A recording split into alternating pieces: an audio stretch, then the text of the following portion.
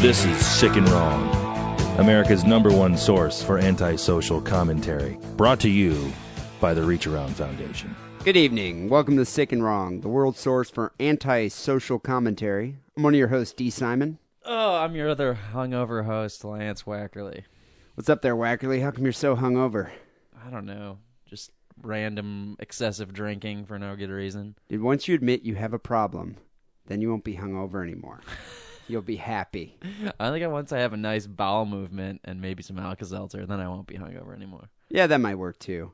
So, dude, at least that heat wave wore off. I don't know how many people out there knew that, but California, people are dying because it was so fucking hot over here. I was in fucking Fresno and it was 114 degrees. Dude, that's just insane. You know, it kind of makes me, you know, I used to wonder, like, why are there so many, like, insane, you know, meth head speed freaks in Central Valley, California? It's because it's so hot. Right. I don't think they can think clearly, like, rationally.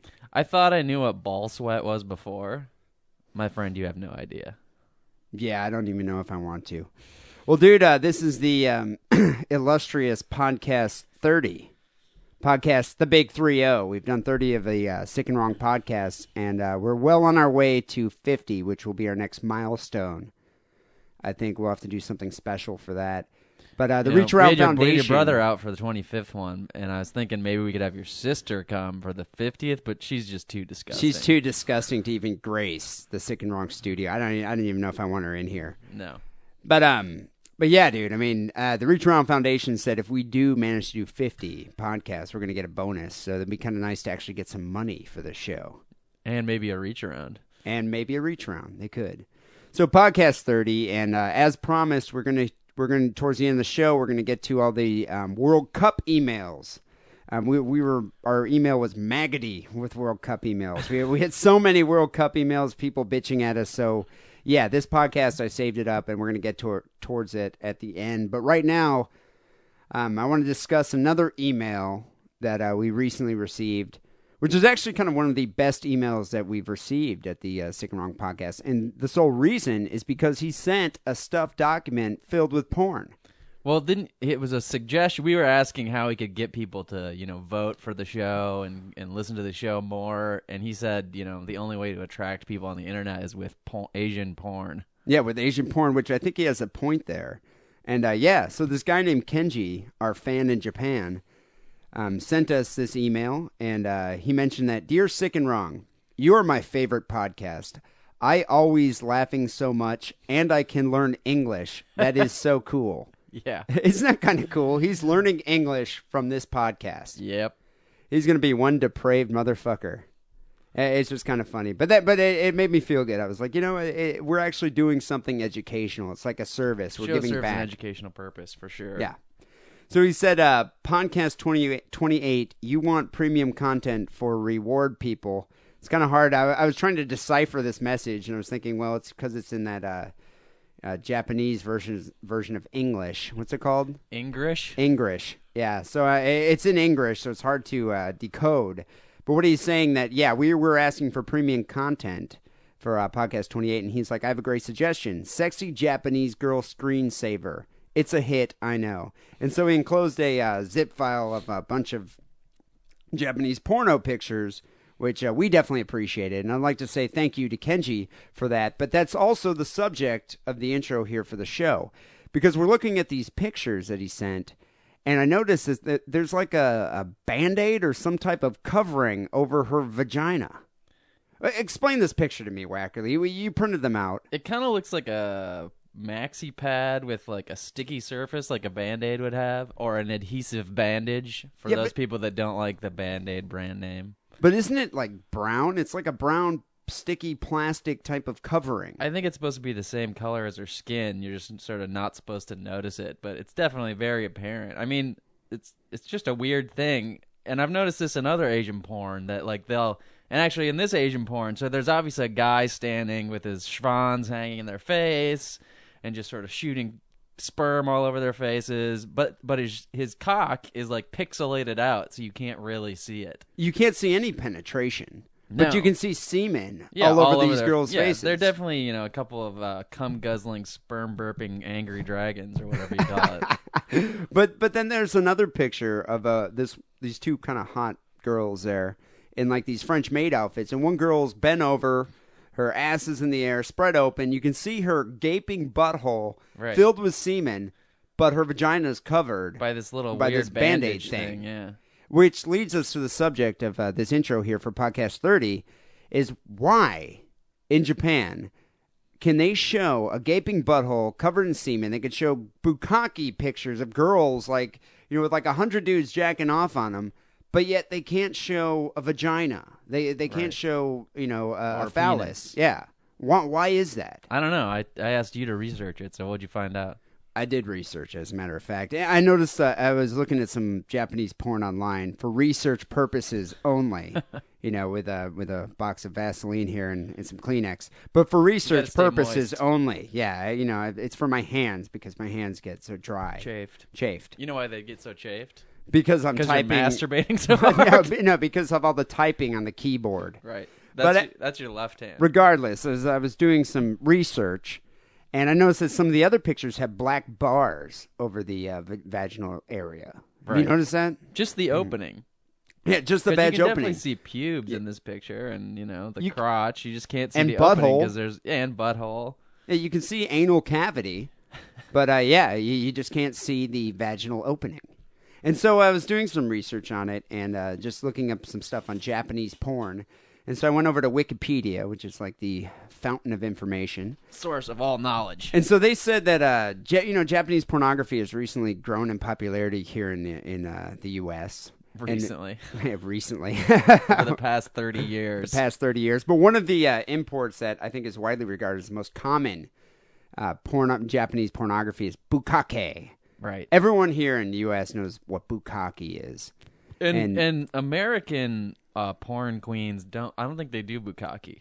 No, yeah, I don't think I've ever seen. Actually, no, I take that back. I've seen some porn with. I can't say I ever have. I just thought it was you ask a American porn mistress and she's hey, can we have like 50 guys come up and jizz all over your face while you wear this bucket around your neck, and she's just like no. Yeah, but they're willing to like rub muscle relaxer in their vagina and let like 100 dudes fuck them. I think American porn actresses, their specialty is taking it in the butt. Yeah. That's their extreme anal, which Right. I don't think the Yeah. Japanese girls probably do that, but Not so often though. it would be pixelated out, Right. so you couldn't even see it. Yeah. But yeah, bukkake is an act where as many as 100 or more men ejaculate on a woman's face. I've never been a big fan of that.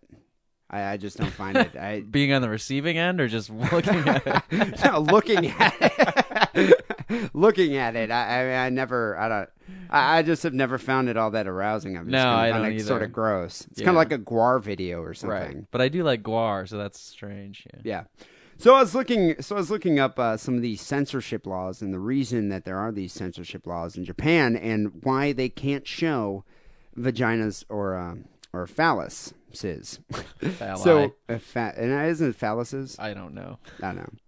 So the religious and social taboo against nudity has historically been weaker in Japan than the West. Because, I mean, they have like public baths and stuff like that. But I guess there is an era of it's called the Meiji Restoration, which I don't exactly know what that is because I didn't really take the time to figure it out. But I think it was kind of like when We do things half-assed here. You Yeah. guys all know that. It's a podcast. We don't get paid for it. Yeah. So, what I'm inferring that the Meiji Restoration was a restoration of like morals and principles, and so at the time, what they decided to do during the Meiji area is what they decided to do. They said that nudity became taboo, and the showing of female genitalia, the human vulva, or the phallus in an explicit manner is illegal. And so ever since then in Japan, Prudes. it's illegal for any commercial work to display the human vulva or the phallus in an explicit manner. So that law is still on the books. Yeah, and it dates back to the Meiji period, which was like, 3 centuries ago, and has never been amended. Any publications depicting the penis or the vulva must be shrink-wrapped and barred from sale to minors. However, it is not uncommon for pictorial magazines to depict nude women with their genitalia airbrushed over in black. And video pornography routinely depicts explicit sex scenes with participants' genitalia mosaicked out. So right. it's kind of like pixelated. Mosaicked. Right. Same thing. Yeah. And until 1991, the entire pubic region, including hair, was deemed obscene and unpublishable. Recently, there's been a diversification in the censoring market, and now several companies in Japan are allowed to offer that. So they do show pubic hair.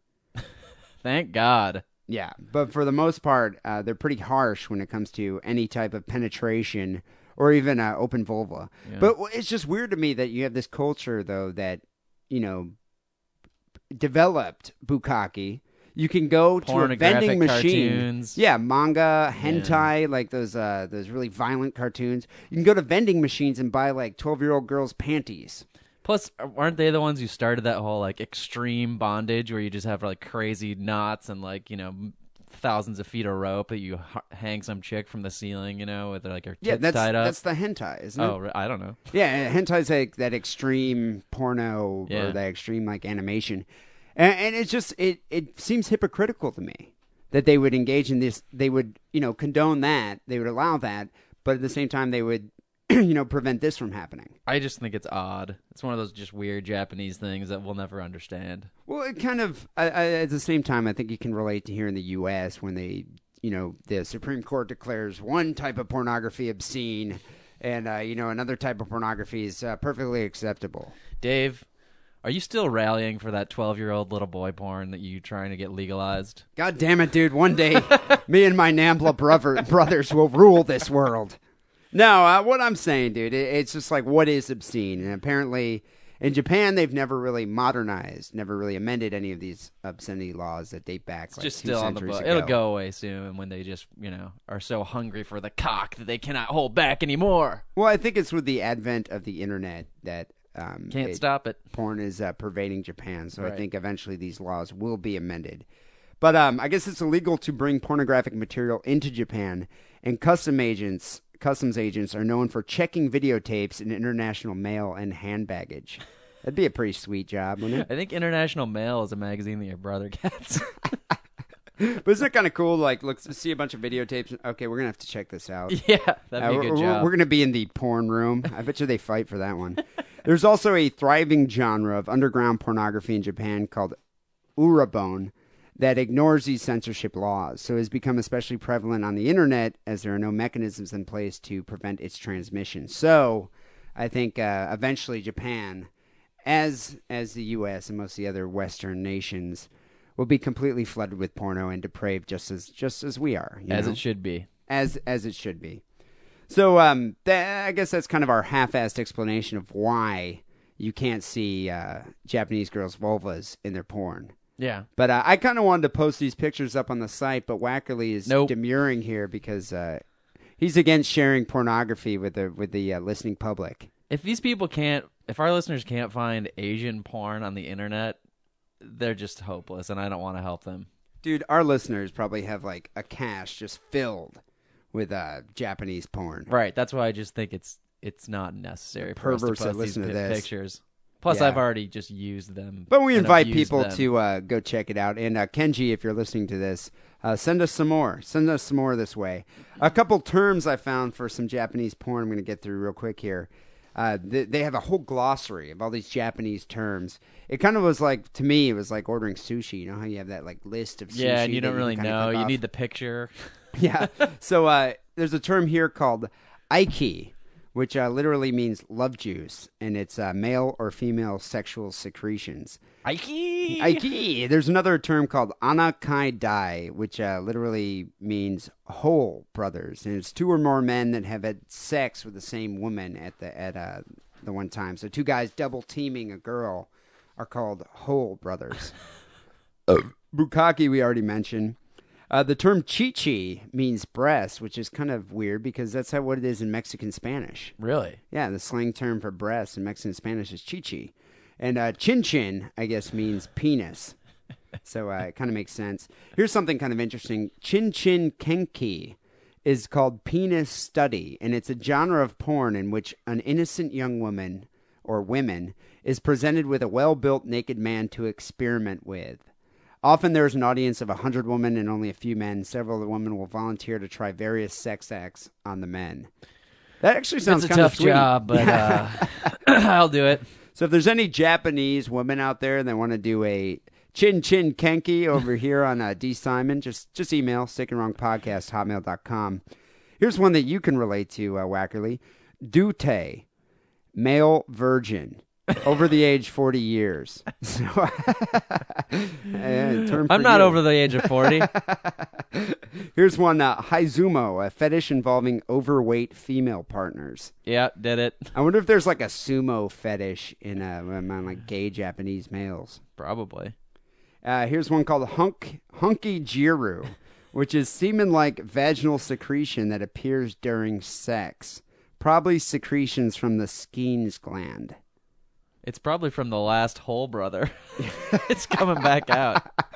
Kintama Tsubushi, sexual torture that involves squeezing a man by his testicles. Did it. Yeah, I think I'd have to be like, hey, baby. I kind of actually, this one sounds appealing. Nayo Taimori, which is body sushi, naked sushi. It's a meal of sushi served on the body of a paid woman, generally followed by sex. I've never done that before. Dude, I've seen your girlfriends. They would probably fart. Just ruin the whole meal. Right. Seriously.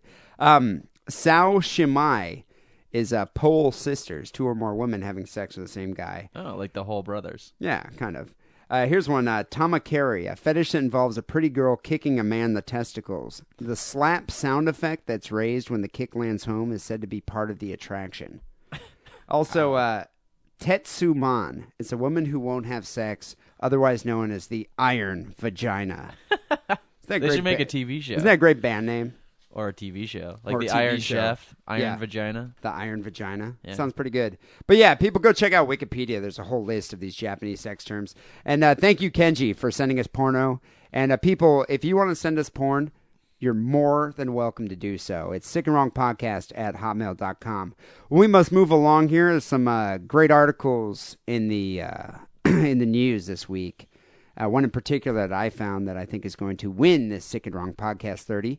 But a quick recap of the way the show works. Wackerly and myself, we scour the internet, scour newspapers, trying to find the most disturbing articles of the week. We present them here on the show. The listening audience votes. Sick and Wrong Podcast, hotmail.com. And the winner gets a case of beer. So you won last week, so I think you got to start it here. So I'm going to pass the mic over to Mr. Wackerly. Thank you.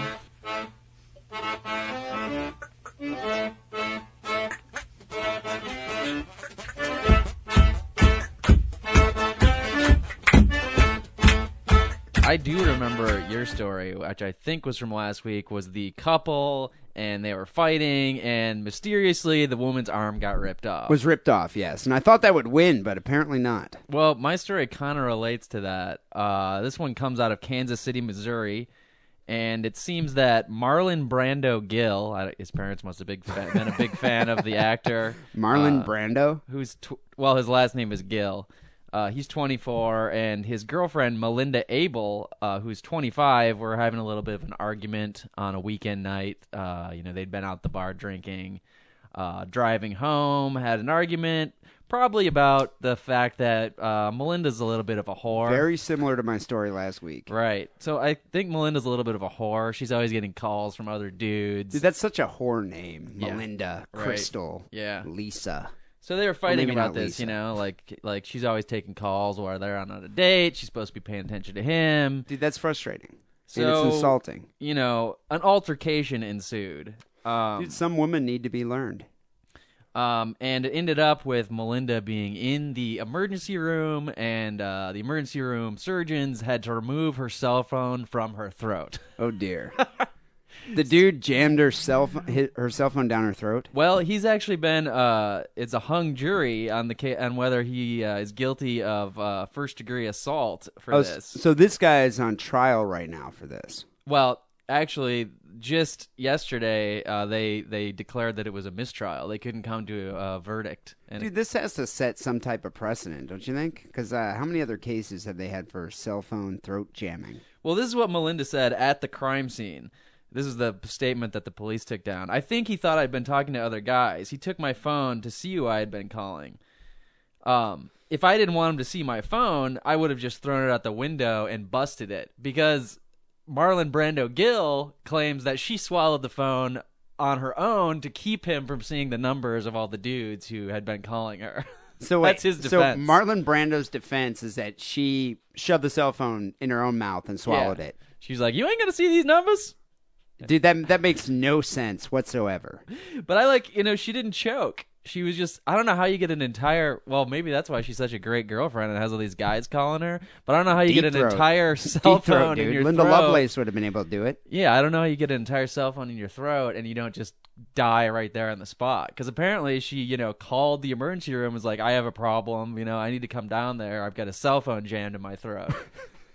Yeah, but cell phones are kind of small these days. I mean, They're not that small. Yeah, maybe not. Not to fit down your trachea. Not as small as my pants dragon. But anyways, so she probably can suck a golf ball through a garden hose.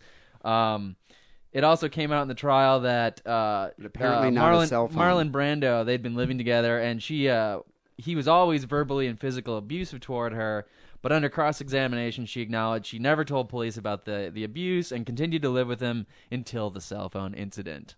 And so now they probably just don't live together. He's in jail. No, that's it for there. She can pay attention to all these other dudes. You gotta lend it to his lawyer here for creativity. I mean, that's just kind of cool. It's like, could you imagine him talking to Marlon Brando? It's like, okay, dude, you shoved your fucking girlfriend's cell phone down her throat. We got to come up with some type of defense. I'm telling you, she swallowed it herself, so now let me see the numbers.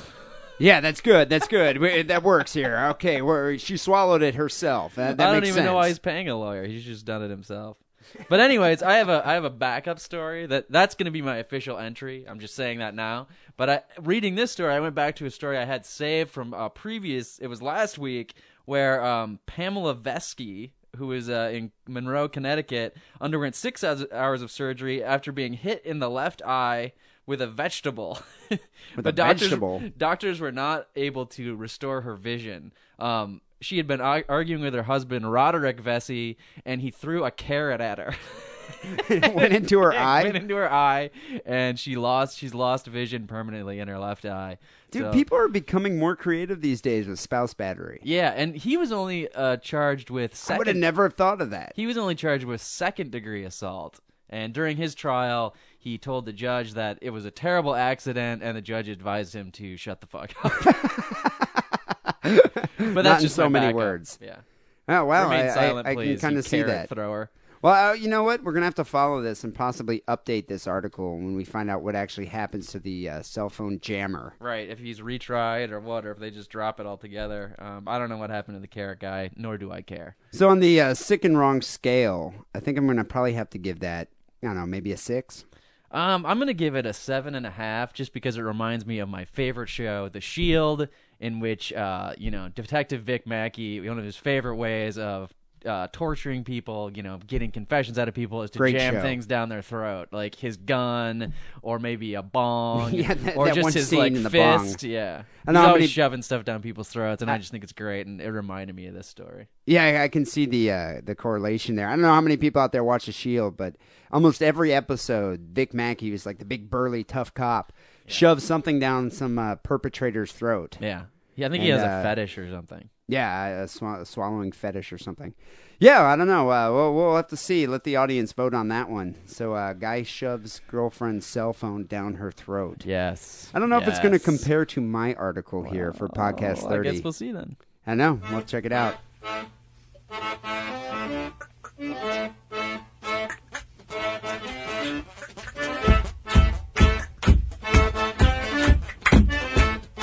I was, looking for a bunch of different articles, trying to find something that would be, relevant for the show. And then I came across this gem, which wasn't that difficult, being that it's on every news website across the world. Yeah, it's or big at least news. in the U.S. Big news. The U.S. now has the most prolific serial killer in history. Really? Yeah. I didn't even realize that. Okay, the most prolific serial killer in U.S. history. So Right. the U.S. is claiming that they have found their most prolific serial killer. So I don't know if it compares to that guy in Canada that was... well, the verdict's still out on him, how many people that he wasn't killed. verified, yeah. But I mean, that guy was claiming like 60. But this dude, Colorado killer. His name's Robert Charles Brown. 3 names. Robert Charles Brown. Every good serial killer needs 3 names. And that sounds good, doesn't it? Henry Lee Lucas. Yeah. Ted whatever Bundy. John Wayne Gacy. Robert Charles Brown. He claims to have slain 49 women in the course between 1970 and 2000. Seems a little braggadocious. Yeah, he does seem like he's aggrandizing here, but I don't know, man. They're now investigating this, and they found like 5 bodies. So, Colorado killer details gruesome murders. So right now, Robert Charles Brown is incarcerated, serving a life sentence for the 1991 kidnapping and murder of a 13-year-old girl. Yeah, he's already in the can. What does he care? Yeah, he's been in prison since. This might kick him up to the death penalty, though, right? I think he already actually. I don't know if they have the death penalty in Colorado. Pussies. They might not. But so what happened here is just recently he wrote a letter to the police department bragging about all these murders, and so now they're investigating it, and they found out that this guy might have actually killed more people than what he's currently incarcerated for. So, quote unquote, Robert Brown told investigators that none ever got away, never gave the opportunity. If you're going to do it, just do it. It's like that Nike slogan. Yeah, I was going to say maybe you'll get a sponsorship. So Robert Charles Brown says he shot some of his victims, strangled others, in one case with a pair of leather shoelaces. He knocked out one woman with ether, then used an ice pick on her. He put a rag soaked in ant killer over another victim's face and stabbed her 30 times with a screwdriver. It sounds like he just never figured out what he liked. I don't know, dude. It sounds to me that he was just creative. He's just like, you know what? I've already done the choking. You know, I've done the stabbing. He gets bored easily. I haven't done the ant killer yet. Yeah. You know, he sounds like an intelligent guy here. So if Brown is telling the truth about killing 49 people across the country, his crimes practically constitute a manual on the many ways in which to kill and not get caught. It may have been the variety of his methods that kept authorities from connecting the crimes until Brown sent a taunting letter to prosecutors 6 years ago and they opened up the case. I guess many serial killers do not replicate things from one crime to the next. Yeah, it makes them harder to catch. Yeah, so, most serial killers have their MO, their modus operandi, and, forensic detectives, FBI agents are able to figure it out. They can figure out, what their motivation is, where they're likely to hang out, that sort of thing. Yeah, so like if you behavioral. keep changing it up, then they can't get a good picture of you in their mind. Well, remember in Silence of the Lambs, the one guy had that like behavioral FBI forensic unit. Yeah, and the guy in Silence of the Lambs, he was the type of guy who would tuck his penis and dance in front of a mirror. Yeah, and that was his MO. He'd Right. have a bunch of moths in his house. Like Simon.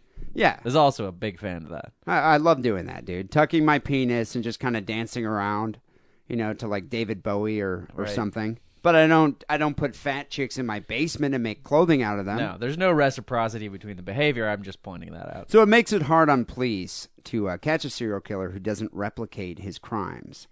And Brown, 53 years old, claimed to have committed scores of killings between 1970 and his arrest in 95. He's pled guilty to 2 slayings and is serving that life sentence. The court has painted a picture of a predator who loathed women and thought he was justified in killing them because they were cheating on their husbands and boyfriends, and in many cases they were also cheating with him. So they're cheating on their boyfriends with him, which kind of is surprising to me. This is a little astonishing because if you've seen the picture of this guy that we're going to post on the website, He looks kind of like a retarded hillbilly. dude, he looks like the Unabomber. He does look like the Unabomber. He's got this big beard. He's gaunt. He's just like, he's got this wild, like psychotic look in his eyes. But you don't know what he looked like when he was before he got into prison. That might just be his prison look.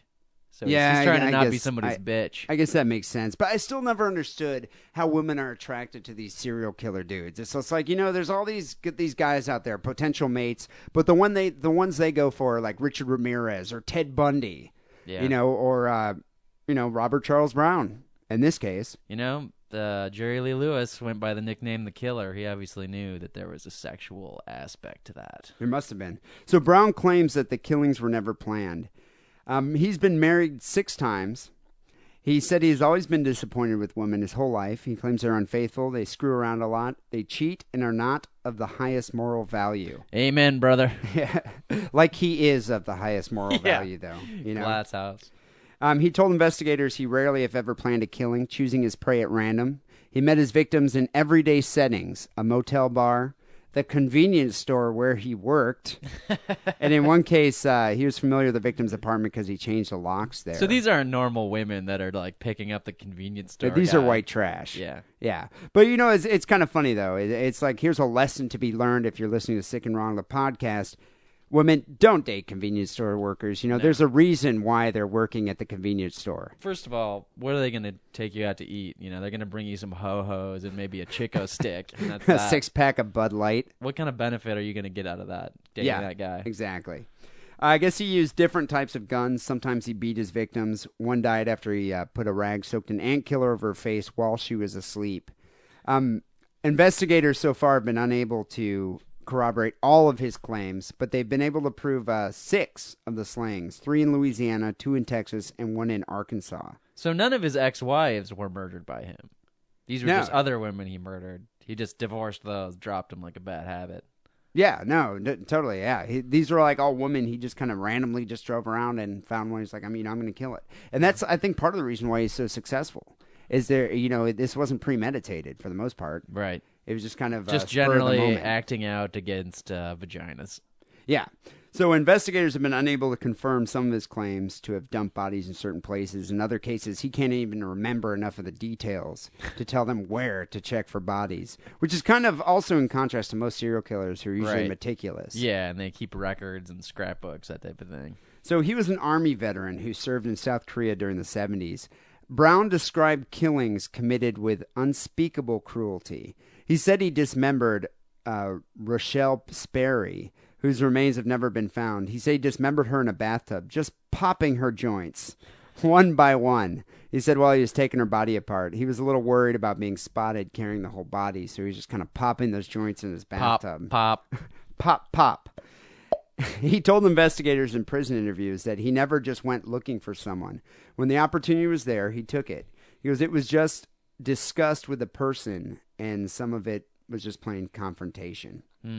So if Brown's claims prove true, he could be one of the most prolific killers in U.S. history. Gary Ridgway, who was Seattle's Green River killer. Guy, yeah. He was the nation's deadliest convicted serial killer in 2003. He admitted to 48 murders, but once said he killed as many as 71 women. But they found 48. So this dude's claiming he's done 49. Neck and neck. So he's already been in prison for murdering this 13-year-old girl. And then he recently spurred investigators to take another look at his past when he sent them a letter in 2000. Listen to this letter. Quote unquote, it read, 7 sacred virgins and tombs side by side. Those less worthy are scattered wide. The score is you 1, the other team 48. Dude, doesn't that sound a poet? Doesn't that sound like an Iron Maiden lyric? Yeah, it does. You know, 7 sacred virgins and tombs side by side. It almost could be Dio. I think Bruce Dickinson should take that and lay down some tracks behind it. It'd be good. It'd be a hit for them. Well, the combination of his moving around a lot, picking random victims, and being pretty clean about it, and if he's telling the truth about how he disposed of all the bodies, that would show some pretty calculated methods to avoid detection. It also shows that if you're a serial killer or potential serial killers out there, you should learn from this guy. Grow a big crazy beard, number 1. And then work at a convenience store, and move around a lot. Just pick random victims and pop their joints. You know, be clean about this. That's the one thing. It's like most serial killers, most killers in general are not meticulous when it comes to disposing of the corpse. That's a big, big problem. Yeah, if you don't want to get caught, you got to dispose of the corpse. And just burning the body, they can do dental records. You got to hide it, where they're never going to find it. But if you burn the body and then buried it, they'd never find it. But if they do, they can figure it out by the dental records. Hiding it is the important thing. I've always been a big fan of lime. Dude, that just works. I usually kick their teeth out and wear them on a necklace. Yeah, that might work. Yeah. That might work. So the Colorado Attorney General here, Keppel, He said that there's probably no doubt the guy's murdered a lot of people, but the numbers are just for media purposes. This guy has lied, cheated, and stolen his whole life, and there's no indication he's going to tell you the truth about all his victims. But so far, Colorado, the police department's been receiving hundreds of calls of people trying to find their lost loved ones. Missing persons calls. Yeah. So, I don't know. I mean, this guy could most likely be the most prolific U.S. serial killer. So on the sick and wrong scale, I'm going to have to give this guy 49. And he dismembered most of the corpses. I mean, this is an unspeakable crime here. I'm going to have to give him a 9.2. I'll probably give him a 9, but I'm going to say a 9.3. I'm going to give him 0.3 beard points. Beard points. Yeah, so 9.3. For a nice beard. All right. Well, we invite the sick and wrong listening audience to vote here. Sick and Wrong Podcast at hotmail.com. Yeah, send us your votes and let us know who will win the case of beer this week. McDonald's is a place to rock. It is a restaurant where they buy food to eat. It is a good place to listen to the music. People flock here to get down to the rock music. Rock and roll McDonald's. Rock and roll McDonald's. Rock and roll McDonald's. Rock and roll McDonald's. Well, we need to wrap this show up, but as I promised here at the end of the show, I want to revisit the World Cup conversation we had a couple podcasts ago in Podcast 28. So if you listen to Podcast 28, you remember Wackerly and myself were discussing the World Cup and why is the world so infatuated with such a mind-numbingly boring game we hate as it. soccer. So we received sundry emails, seriously, maggoty with emails. Just people just sending just hateful, harsh emails to us. I don't know why people have to be so caught up in this and angry about it, but it just seems that they are. These are the type of people that beat the shit out of each other, because of their team didn't score the goal. Or they did score the goal, or just because they basically hate each other. Yeah. And so I think, we received a bunch of emails, so I think we're going to just kind of rattle off the highlights here. One guy wrote to us, a guy named Jeff, said that he listened to Podcast 28, and he agrees that the World Cup bullshit is way too much. He said he played soccer in high school and all that other bullshit. He seems to like that word a lot. But he just doesn't go nuts about the World Cup. And, he doesn't understand why everyone is, so insane about, so insanely infatuated with the sport. But one thing I guess we said in Podcast 28 is that there's never any serious injuries in soccer because they feign it. Yeah. And they sit there and they take dives. They take dives. Well, he said that, however, about the serious injury thing, he has to say that he was there to witness one game in his high school career that a guy went to kick the ball with all of his human power, and at the same time another player from the opposing team fell onto his foot face first. And so the dude just full on kicked him right in the face. All right. And his says I kind of like the way he words this here. Needless to say, his face was fucked 3 ways till Sunday. And injuries like these aren't common, but they do happen. All right. So I agree with Jeff. Thanks for writing in that. I guess soccer can be pretty violent. Plus, it's good to hear that somebody hates the World Cup that actually was a jock, and we're just like a couple pencil neck geeks. I think you were on the synchronized swimming team in high school. No, that was in college. That was in college, Wackerly. I didn't play any sports because I'm a wimp. Yeah, you just stayed home and whacked off. So another guy here, Ian, who I'm assuming is from the UK, he said, soccer. He goes, football is popular. It's played in every nation of the world. Your boring logic, your soccer is boring logic is so ass backwards. It's actually quite funny. Notice how many soccer games don't have many commercial breaks. It's because the ball is constantly moving. I can read a book while watching a baseball game and not miss a thing. I would just like to rebut that guy by saying, fuck you! Next. Here's another guy who I'm also assuming is from the UK, another toothless English hooligan. He said, for your information, it's not soccer, it's football. We actually use our feet through the entire game. What's weird about this email, it's just littered with grammatical errors. Yeah, go figure. So, yes, and baseball is full of excitement. You one-minded, thinking peewee brain idiot. It's called World Cup because the entire world takes part. On the other hand, World Series seem like someone afraid to call it State Series to call it State Series. Nice job, buddy. I'd like to say, fuck you! I have never knocked no sport, but baseball seems like a knockoff from cricket, and baseball still doesn't make any sense to me. Don't get us started on cricket, please. I don't even want to like incite any more like angry, hateful emails. But I like how everybody assumes that we love baseball for some reason. Did we say that during podcast 28 that we're a big baseball? I said fans? baseball is just as boring as soccer. Oh, maybe I said it. I don't know where they got that from. But he goes, what you are jealous of is the fact that a sport that does not dominate your country is world love. Baseball will never be loved by the world like soccer because it's so damn boring. But soccer's played in every nation, and American is running with the baton.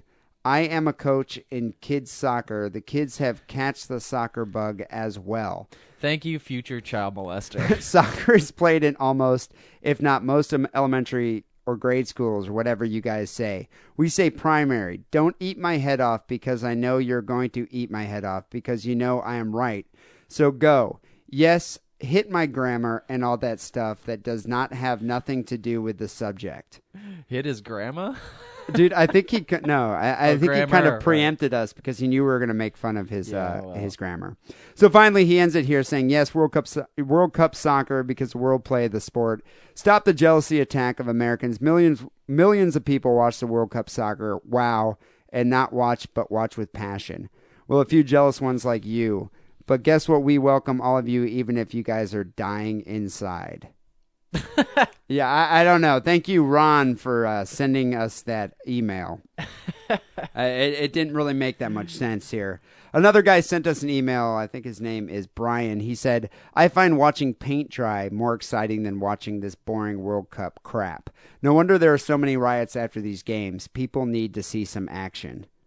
Thank you. Yes, thank you, Brian. I kind of agree. Our point. I kind of agree with that, dude. Another woman, Joy, sent us this USA Today cover story about why America is not infatuated with soccer.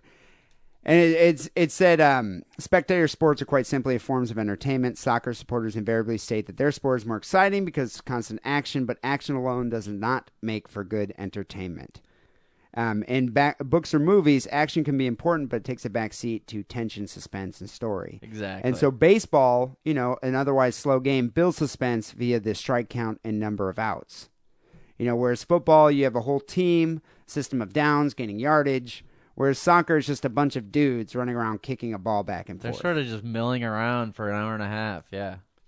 And so finally, we got a couple other short ones, but we're kind of running out of time here. We got a long article sent to us by a guy named John Wright from Australia, who totally agreed with us. He was claiming he didn't want me to read the article because I guess it hasn't been published yet. But he was claiming that soccer. He wrote an article called "Soccer is the football is the European cheeseburger," and so I think what he means there is some French guy. It's the lowest form of cultural influence they have on the rest of the world, I guess. Yeah, some French writer, Michael Houellebecq, lampooned the decadence of American culture by saying America's great contribution to world civilization is the cheeseburger. It's actually, I think his name's Welbeck, and he's pretty good author. Welbeck? Yeah. Okay, I don't know. Not that any of our listeners read anything, but anyways. But yeah, he said that America's contribution to the world civilization is the cheeseburger. And so I think what John is trying to prove here that the Europeans' contribution to world civilization is soccer, which is the football. Which whatever you want to call it. The European cheeseburger. He said he lived 3 years in the UK, had been to all sorts of soccer matches from Spanish League to Scottish League, and don't let these soccer fanatics tell you different. It's a lemon, guys. It's a fucking cheeseburger. The Europeans are sick and the game is wrong. I give soccer a 9 on the sick and wrong scale because it teaches good people a bad sport and bad sportsmanship. And it does so on a truly global scale. What could be more sick and wrong than that? He's like, I mean, the weekly parade of sick fucks you guys drag out affect maybe 1 or 2 people directly, maybe 10 to 20 indirectly, but soccer corrupts the minds of millions of people. He's got a point there. Yeah. He says soccer's small time in Australia, but 80% of Australians being uneducated idiots, the popularity of soccer is growing like a weed. And he also mentioned this, which I thought was kind of funny, that George Bush visited Australia a year or so back and said of us, I love Australia. It reminds me of Texas. So there you go. Accent. Australia, the land where idiots run free. You know, I couldn't agree with him more. He says that the number one game in Australia is Australia Rules Football, which is kind of like rugby, but I think even more violent. Yeah. Yeah, and he says a quick suggestion for American foreign policy: fuck the soccer off and learn how to play cricket, and then institute cricket around the world. Yeah, don't get me started. Not on going to cricket. happen. No. Not going to happen. But I do appreciate your input, John, and thank you for the article. It was very enlightening. And yeah, you have to send me a copy when it's published. And I'd like to thank everyone else for sending in these harsh, biting emails. I couldn't read all of them because we'd be here for another hour. Right. But yeah, it was Let's pretty speak good. of it no more. Yeah. I think we're going to let it rest here at Podcast 30. But make sure you stay tuned next week. Another listener sent us in documents from the Columbine journals. It's like 900 pages. It's a lot of He reading sent me to the get through. CD, so I don't know if we're going to get to it next week, but on the next couple shows, we're going to have to get to that.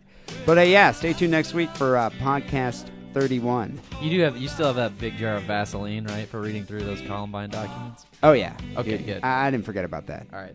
Until next week, smell you later.